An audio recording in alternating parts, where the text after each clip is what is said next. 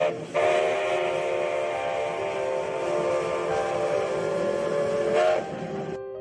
And gentleman, अपनी seat पर बैठ जाएं। हमारी ट्रेन कुछ ही देर में रवाना होगी। हम आशा करते हैं कि आपको ये ट्रिप पसंद आएगी। ड्रिंक्स और स्नैक्स कुछ ही देर में आपको सर्व किए जाएंगे। तैयार हो जाइए इस एडवेंचरस टाइम ट्रैवल की जर्नी के लिए। इमेजिन कीजिए एक ट्रेन में ट्रैवल करना जो एक्चुअली में एक टाइम मशीन है और आपको अलग अलग टाइम पीरियड ले जाएगी, लेकिन घर कभी वापस नहीं पहुंचाएगी। जी हाँ, ऐसी ही एक ट्रेन एक्चुअली में एग्जिस्ट करती थी। इस ट्रेन का नाम था जेनिटी ट्रेन। हमारे चैनल को सब्सक्राइब करना ना भूलें और बेल बटन को प्रेस करें ताकि आप सभी लेटेस्ट इंफॉर्मेटिव वीडियोस देख सकें। जुलाई 14, 1911 को जेनिटी ट्रेन और उसके 106 पैसेंजर्स और क्रू रोम से इटली के लिए रवाना हुए थे, लेकिन आज तक अपनी फाइनल डेस्टिनेशन पर नहीं पहुंच पाए।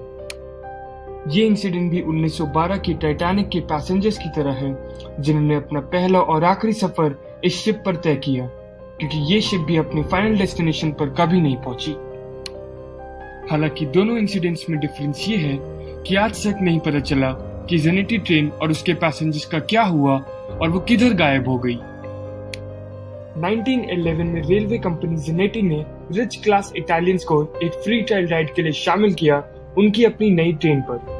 सभी पैसेंजर्स इस जर्नी के लिए एक्साइटेड थे। सभी लोग इस जर्नी का मजा ले रहे थे। इस जर्नी की सबसे अवेटेड लोकेशन थी एक टनल जो रिसेंटली ही बना था।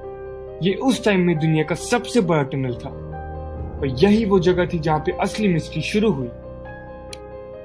ट्रेन उस टनल में एंटर तो करी, बट कभी भी बाहर नहीं निकली, बस अचानक से डिसअपीयर हो गई। इस इंसिडेंट के बाद पुलिस और रेलवे वर्कर्स ने बहुत सर्च किया, बट ट्रेन का कोई भी पता नहीं चला। हैरानी की बात यह थी कि टनल सिर्फ एक लॉन्ग ट्यूब था, which means from one end to another, और कोई भी रास्ता नहीं था जहां से ट्रेन एग्जिट कर सके। लेकिन फिर भी टनल में ना ही कोई ट्रेन थी और ना ही कोई ट्रेन एक्सीडेंट। तो फिर ट्रेन गई तो गई किधर? Nobody knows till now। इस ट्रेन की मिस्ट्री अभी सॉल्व भी नहीं हुई थी कि रोमन रेलवे के पास दो आदमी आए और उन्होंने कहा कि वो इसी ट्रेन के पैसेंजर्स थे जो ट्रेन के टनल में एंटर करने से कुछ ही देर पहले जंप कर गए थे।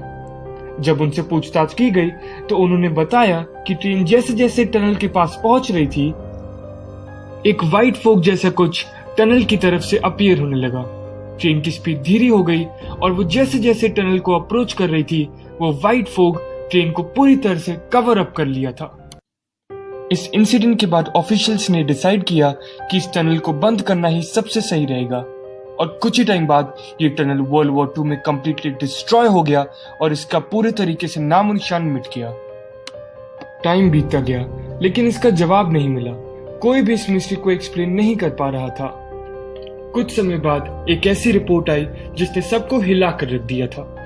इस रिपोर्ट के अकॉर्डिंग 1840 में मेक्सिको के एक मेंटल हॉस्पिटल में 104 लोग को एडमिट किया गया था जो कि इटालियन बोलते थे। इन सभी लोग का ड्रेस कोड काफी अलग था। साइकियाट्रिस्ट के अकॉर्डिंग ये पेशेंट्स क्लेम करते थे कि ये लोग रोम से थे और इन्होंने जेनिटी नाम की ट्रेन से मेक्सिको तक की दूरी ट्रैवल की थी। हालांकि ये बिल्कुल ही नामुमकिन था, क्योंकि दोनों कंट्रीज का डिस्टेंस 10,135 किलोमीटर है और दोनों ही कंट्रीज के बीच में अटलांटिक ओशन आता है। लेकिन उन 104 लोगों में से एक पेशेंट के पास एक सिगार थी जिसपे कंपनी का नाम और मैन्युफैक्चरिंग डेट लिखी थी। ये मैन्युफैक्चरिंग डेट थी 1907। ये कहा जाता है कि उस सिगार के बॉक्स को आज भी मेक्सिको के एक म्यूजियम में रखा गया है। हालांकि साइकियाट्रिस्ट के अकॉर्डिंग ये एक मैस इंसैनिटी का केस था। काफी सालों बाद ये ट्रेन फिर से देखी गई और अक्टूबर 29, 1955 एक प्री वर्ल्ड वॉर मॉडल की ट्रेन यूक्रेन के छोटे से गांव जेविल्ची में देखी गई थी। गांव के सिग्नलमैन जो वहां पे उस रात को ड्यूटी पे था, उसने बताया कि उसने एक ट्रेन को देखा जो अपने शेड्यूल पे नहीं थी। वो ट्रेन बिना ट्रैक्स के गैसफोर्ड माउंटेन्स की तरफ चली जा रही थी। उसको लगा वो सपना देख रहा है, लेकिन नहीं, वो हकीकत थी।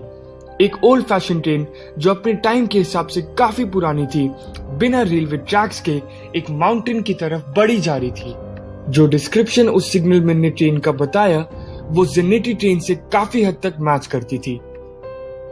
सिर्फ यही नहीं बल्कि ऐसे कई और इंसिडेंट्स हुए हैं जहां पे इस ट्रेन को देखा गया है। तो क्या ये पॉसिबल है कि इस ट्रेन ने एक्चुअली टाइम ट्रैवल किया था? ये बहुत ही क्रेजी साउंड करता है, लेकिन आइंस्टाइन की रिलेटिविटी थ्योरी और डेफिनेशन ऑफ डिस्टेंस के अकॉर्डिंग रेल रोड्स एक कनेक्टेड वेब फॉर्म करते हैं जिनकी खुद की मैग्नेटिक फोर्स होती है, और ये ट्रेन्स इलेक्ट्रिक कंडक्टर का काम करती हैं अर्थ की नेचुरल मैग्नेटिक फोर्स और आर्टिफिशियल फोर्स के बीच में। और इन दोनों फोर्सेस के कॉन्फ्लिक्ट से टाइम के एंडलेस होल्स बन सकते हैं। तो क्या उस टनल ने एक अनयूजुअल मैग्नेटिक फोर्स क्रिएट किया जिसकी वजह से ट्रेन टाइम लूप में फंस गई और अलग अलग टाइम में ट्रैवल करने लगी?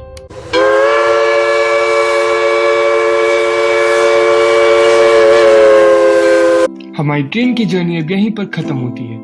आशा करते हैं कि आपको इस जर्नी मजा आया हो और हमें कमेंट सेक्शन में जरूर कमेंट करके बताएं कि आपको कैसा लगा।